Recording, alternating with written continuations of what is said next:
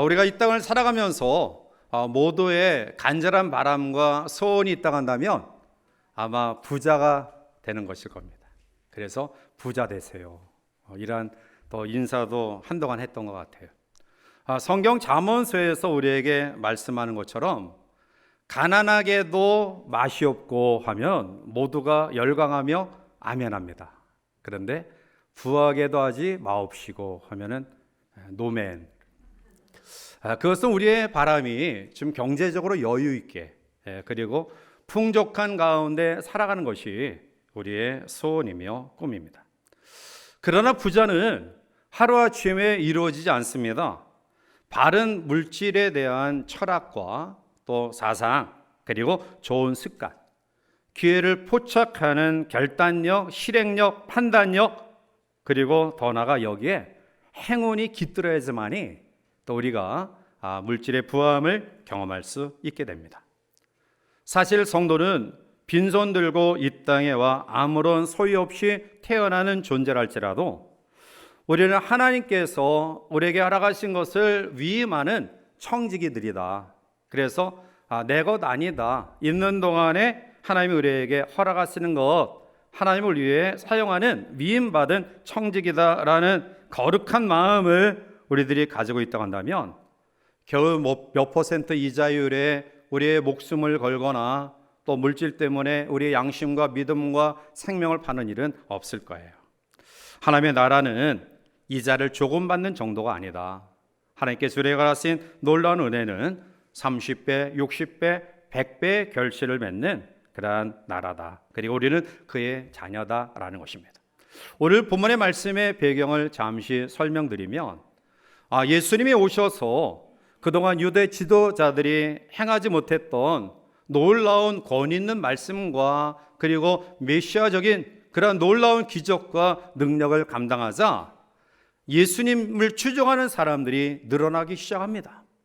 그래서 그동안 권위의식을 가지고 사람들 위해 군림했던 지도자들이, 유대 종교 지도자들이 그들의 자존심을 상함과 권위의 추락과 여러 가지 조바심을 가지고 시기하고 또 투기하는 마음을 가졌는데요. 그러한 가운데 예수님을 책잡고자 와서 질문한 내용과 그 질문에 대한 주님의 대답과 그리고 그 질문에 대한 하나님의 그 의의를 우리가 본문에서 보게 됩니다. 우리는 이중 국적자들입니다. 즉 대한민국 국민이기도 하고요. 그리고 하나님 나라의 시민이기도 해요. 그러면 오늘 본문의 말씀을 묵상하면서 우리가 이중 국적자로서 어떠한 의식과 삶을 살아가야 마땅할까? 이 마지막 때를 어떻게 살아가야 될까? 특별히 세상의 소유, 또 하나님의 소유, 우리가 같이 묵상하면서 함께 은혜를 나누고자 합니다. 오늘 본문의 말씀은 제일 먼저 예수님을 책잡으려 온 무리들로부터 출발이 됩니다. 13절에 그들이 예수의 말씀을 책잡으려 하여 바리새인과 헤롯 땅 중에서 사람을 보내매라고 말합니다.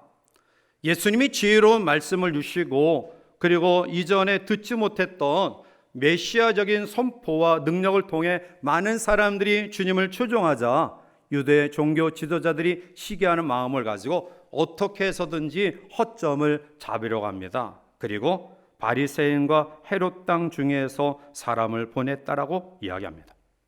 오늘 책 잡는다라는 원어의 의미는 사냥꾼이 사냥감을 발견하고요, 아주 집요하게 추적해서 허점을 발견해서 쏘아 명중시켜 그를 잡는 그런 행위를 이야기하는데요. 그런데 오늘 본문에 보면 바리새인과 헤롯 땅 중에 사람을 보냈다라고 이야기해요. 바리새인과 헤롯 땅 사람들은 원수같이 지내던 사람들입니다. 서로 합류할 수 없고요, 합력할 수 없고요, 그리고 서로 같이 할 수 없는 그러한 대척점이 있었던 사람들인데요. 진리이시고 생명이신 메시아 예수님, 그 예수님을 책잡기에 그들이 잠시 하나가 돼. 세상이 바로 그래요. 올바른 하나님의 진리, 생명, 그리고 하나님의 나라, 영생, 이 복음에 대하여 원수지간에 있던 사람들이 서로 마음을 같이해 교회를 비난하고 하나님의 사람들을 비난하고 진리를 왜곡시키고 그리고 하나님의 영생의 축복의 복음을 왜곡시켜요. 세상 사람들은 자기의 목적을 달성하기 위해 수단 방법을 가리지 아니하고 이러한 야합의 모습을 가집니다. 그들이 이렇게 야합해서 예수님께 온 이유는 곤란한 질문을 통해 책잡기 위함이죠. 그 곤란한 질문은 세금에 관한 문제입니다. 오늘 본문 14절 말씀 가운데 보면 와서 이르되 선생님이여 우리가 아노니 당신은 참되시고 아무도 꺼리는 일이 없으시니 이는 사람을 외모로 보지 않고 오직 진리로서 하나님의 도를 가르치심이니이다. 가이사에게 세금을 바치는 것이 옳으니까 옳지 아니하니까 라고 말해요. 예수님이 공적인 사역을 시작할 때 그 당시 환경은 로마가 많은 지역을 지배하고 있었기에 이스라엘 민족도 로마의 식민지 아래 있었고요. 그들은 당연히 그들을 지배하고 있는 로마 정부에 대하여 거부감을 가지고 있었고요. 그로 인해서 걷어지는 세금에 대하여 사실은 좋지 않은 감정과 마음을 가지고 있었습니다. 그러한 때에 바로 이들은 예민한 문제를 가지고 주님을 책잡기 위해 옵니다. 그런데 이 민감한 질문에 대해서 주님을 책잡기 위해 왔던 그들은 먼저 아첨하는 그런 마음으로 이야기를 꺼내요. 오늘 본문의 말씀 가운데 보면 당신은 참되십니다. 그리고 아무도 꺼리는 일이 없다라고 이야기해요. 자, 이 말씀은 아마 예수님의 메시아 그리고 예수님의 진실함과 위대함을 수사학적인 말로 아주 가장 적합하게 표현한 표현입니다. 비록 그들이 마음에 없는 그런 말이지만 예수님은 참되신 분입니다. 예수님은 거리는 것이 없는 분입니다. 라는 고백은 정말 예수님에게 합당한 그런 표현이에요. 여기서 참되다라는 헬라어 원어의 의미는 숨겨진 바가 전혀 없이 정직하며 순수하다, 진실하다 이란 뜻이고요. 꺼리는 일이 없다라는 것은 상대적, 즉 인간의 판단과 주의, 권한과 상황에 흔들림이 없는 요지부동한 그런 모습을 가리키는 거예요. 예수님은 진리이시고요. 사람들의 눈치와 세상의 권력의 눈치를 보지 아니하시고 참된 하나님의 도, 하나님의 진리를 선포하시는 메시아입니다. 그들이 그렇게 지켜 세워요. 그러나 사실 이것이 거짓된 것은 그들이 정말로 이러한 믿음의 고백이 있다 한다면 주님께 책잡기 위해 질문할 이유가 없습니다. 그런데 이것은 입에 발린 거짓된 말이에요. 오늘 우리가 주님 앞에 예수님은 진리이십니다, 생명이십니다, 길이십니다, 영생이십니다 라는 믿음의 고백을 가지고 있지만 혹시 이들처럼 입에 발린 우리의 말과 우리의 삶과 우리의 행동이 전혀 다른 그런 모습들을 가지고 있지는 아니한지 우리는 말씀 속의 나를 다시 한번 적용하며 돌아보는 귀한 시간이 되기를 바랍니다. 자, 이러한 질문을 가지고 그들은 흡족했습니다. 세금에 대한 문제를 가지고 질문했던 그들은 이제 주님을 함정에 빠뜨리겠구나 이런 마음을 가졌어요.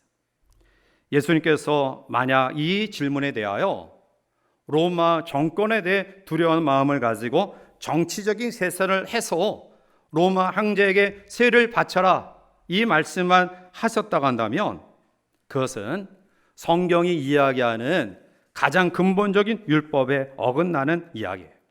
신명기 8장 18절 19절에 내 하나님 여호와를 기억하라. 그가 내게 죄물 얻을 능력을 주셨습니다.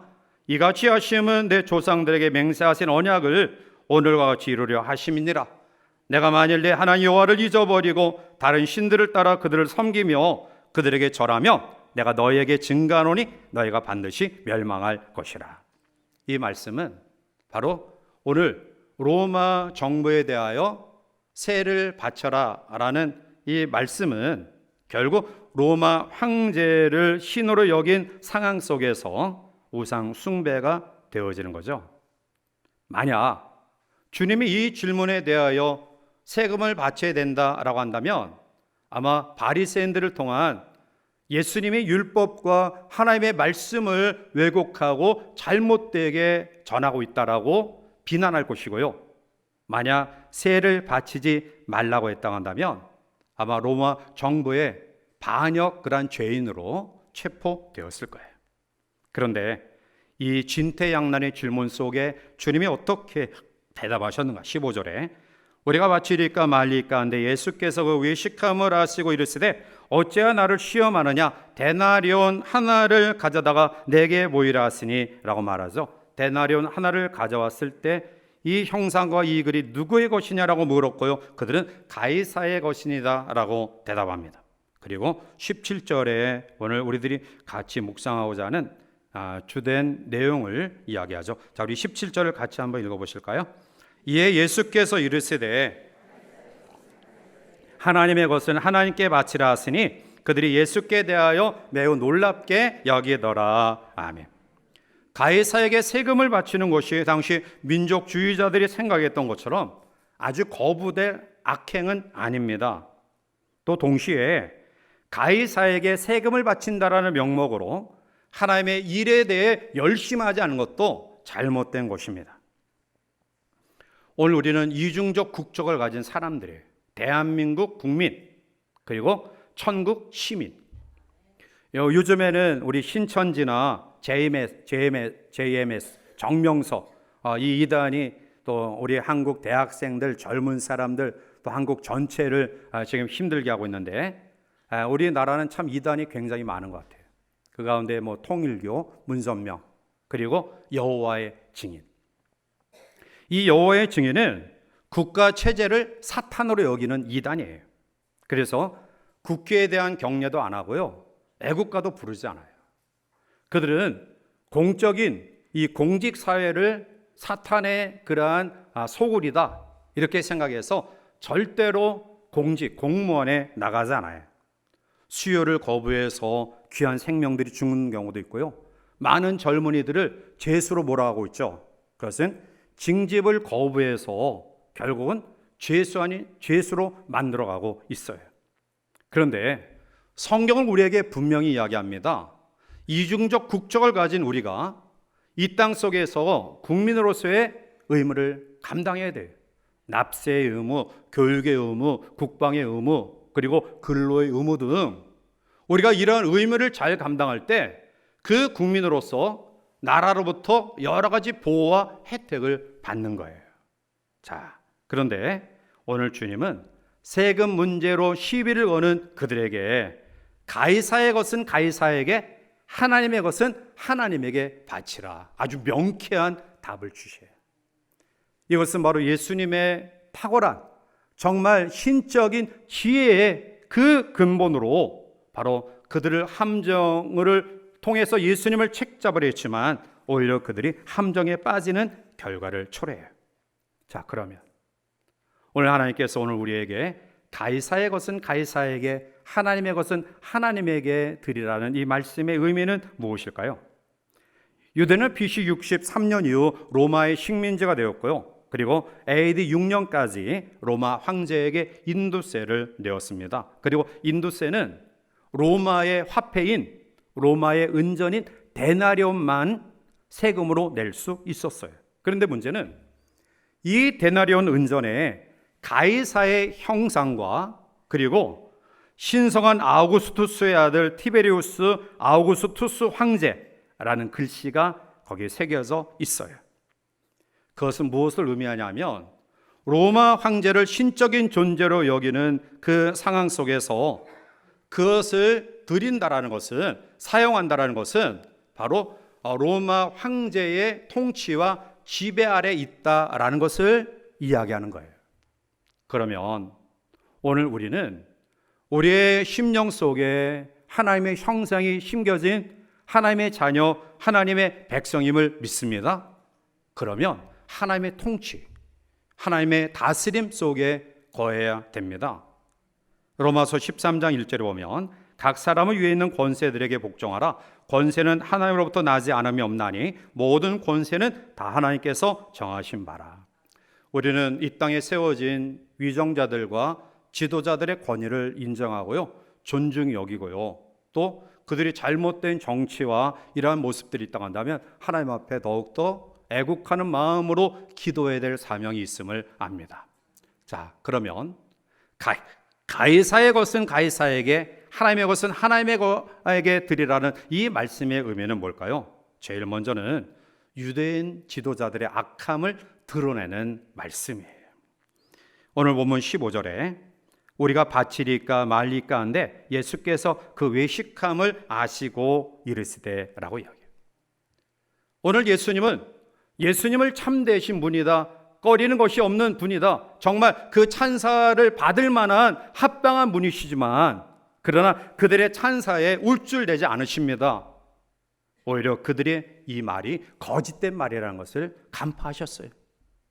그리고 그들의 의식을 책망하신 거예요.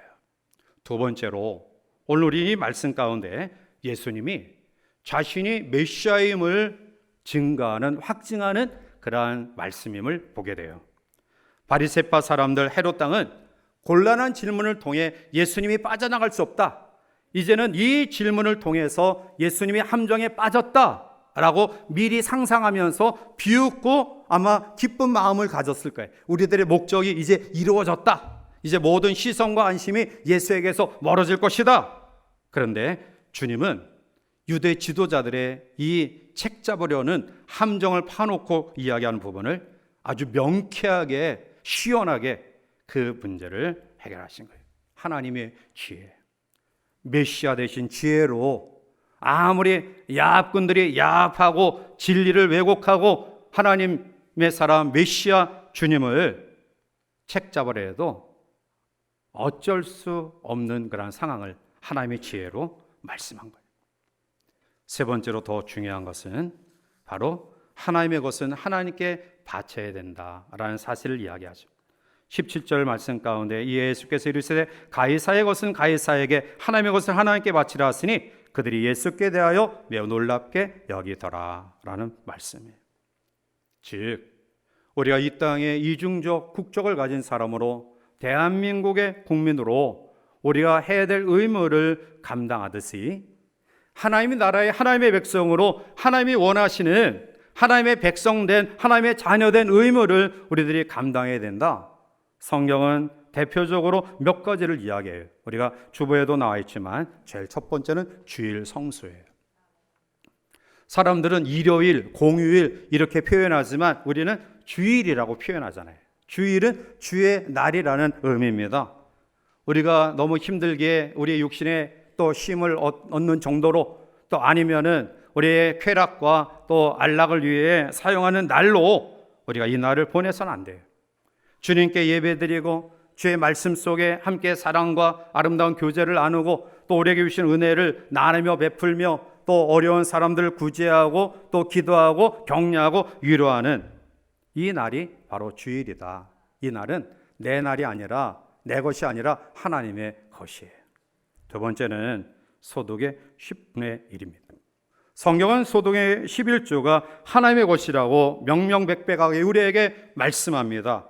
그리고 이 11조와 드림은 내가 복받기 위해서 하나님 앞에 저주와 심판을 피하기 위해서 드리는 것이 아니라 이미 하나님의 자녀됨, 백성됨, 천국 시민됨, 그리고 놀라운 천국의 기업을 우리에게 나가신 하나님의 은혜에 감사하는 마음으로 드리는 믿음의 행위예요. 그래서 성경 속에서 또 아니면 우리 믿음의 선진들을 보면 정말 어렵고 힘든 가운데도 10의 1조의 생활을 통해 그들의 삶이 얼마나 자유롭고 또 평안하고 행복하고 복된가를 간증을 통해 우리에게 말씀하고 있지 않아요? 마지막 세 번째로는 우리의 영혼은 하나님의 것이에요. 피조물 가운데 유일하게 하나님의 형상대로 지음받은 피조물이 인간입니다. 그런데 하나님의 형상대로 지음받은 인간이 아담의 범죄함으로 말미암아 하나님의 형상을 잃어버리게 되죠. 하나님과의 교제가 단절돼요. 하나님과 교제가 단절된 인간의 모습은 저주와 심판이죠. 절망과 낙심과 좌절입니다.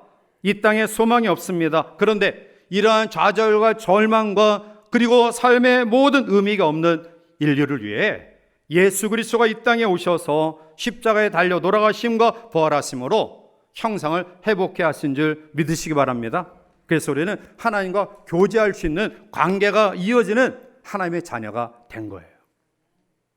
그러면 하나님이 가장 귀히 여기시는 하나님의 것이 뭐냐? 영혼이에요, 영혼. 오늘 우리는 하나님의 놀라운 은혜 속에 우리의 선진들과 또 주변의 여러 사람들을 통해 우리의 영혼이 회복된 줄 믿습니다. 그런데 아직 이 영혼이 회복되지 않은 사람들이 너무나 많아요. 하나님이 원하시는 소원이 뭘까요? 그것은 잃어버린 한 마리의 양을 찾아 나서는 긍휼히 여기는 마음이에요.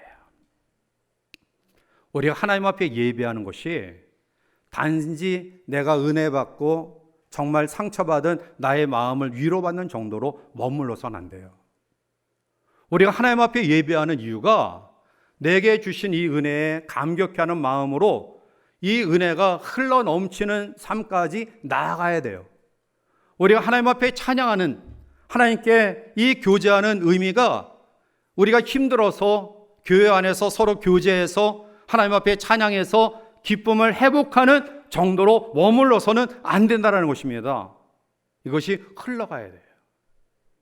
우리의 예배와 우리의 찬양과 우리의 소원이 내 자녀 잘 되고 내 가정 행복하고 우리 교회 아무런 문제 없이 또 여러 가지 걱정 없이 생활하는 정도로 머물러서는 안 된다는 거예요.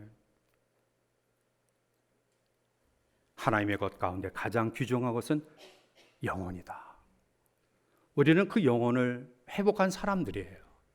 그리고 지금도 하나님은 이 사악한 세상 속에 의인들이 고통받으며 아파하며 힘들어하지만 여전히 주의 재림의 때를 미루고 또 미루는 이유는 아직 구원받아야 될 영혼이, 우리의 가정의 식구들이, 함께 이불을 덮고 자는 우리의 식구들이, 우리의 자녀들이, 우리의 지체들이 영혼을 회복하는 일이 그토록 소원하기 때문에 하나님이 잠시 지체하시는 거예요. 사랑하는 성도 여러분, 베드로전서 2장 9절과 10절에 보면 그러나 너희는 택하신 족속이요 왕같은 제사장들이요 거룩한 나라요 그의 소유가 된 백성이니, 자, 이러한 사람들을 이는 너희를 어두운 데서 불러내어 그의 기이한 빛에 들어가게 하셨다. 그 이유는 이의 아름다운 덕을 선포하게 하려 하심이라. 아멘. 우리를 택하신 족속, 여호와의 그러한 백성으로 삼으신 이유는, 그래서 어두운 가운데 있던 우리들을 빛으로 나오게 하신 그러한 이유와 목적은 아름다운 덕을 선포하게 하려 하십니다. 사랑하는 성도 여러분, 우리가 백성의 의무를 감당할 때 나라는 우리 모든 국민들을 보호하고 모든 힘을 다해서 이 백성을 안전하게 지켜줘요. 마찬가지로 하나님의 것, 하나님께 올려드리는 믿음의 결단이 우리 가운데 있을 때 하나님은 하나님의 백성된 우리를 이 땅 속에서 자족하는 마음, 만족하는 마음, 기쁨과 감사가 충만한 삶, 하나님의 나라에 들어간 순간까지 우리를 지키시고 인도하실 줄 믿습니다.